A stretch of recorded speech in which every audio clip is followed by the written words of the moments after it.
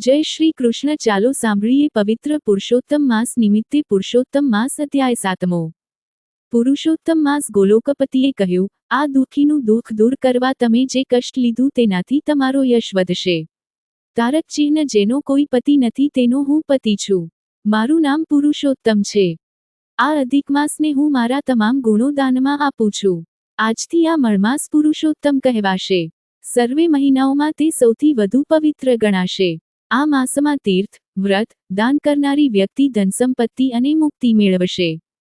આ માસમાં યથાવિધિ પૂજા કરનારના પાપ બળી જશે. ઠંડી, ગરમી અને વરસાદમાં તપ કરનાર યોગી કરતાં પણ પુરુષોત્તમ માસની પૂજા કરનાર વ્યક્તિ જલ્દી મારા ધામને પામશે. આ માસમાં જે વ્રત કરશે તે બધા અનંત ફળ પામશે. હે વિષ્ણુ, ચાતુર્માસ અને અન્ય વ્રતોથી મનુષ્યો સ્વર્ગમાં જાય છે, પરંતુ તે પૂરા થતાં પાછા મૃત્યુલોકમાં આવે છે. જે માનવી પુરુષોત્તમ માસનું વ્રત કરશે તે જન્મ, બેન, આદિવ્યાધિના ચક્રમાંથી નિવૃત્ત થઈ સદાને માટે મને પામશે. આ માસનું યથાવિધિ વ્રત પૂજન કરનારાઓની ચિંતા આજથી મારી છે.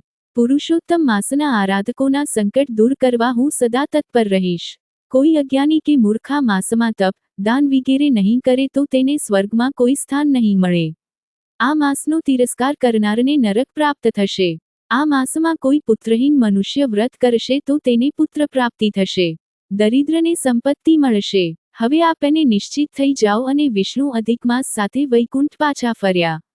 એ દિવસથી આ માસ વિશ્વમાં પુરુષોત્તમ માસ તરીકે ઓળખાય છે.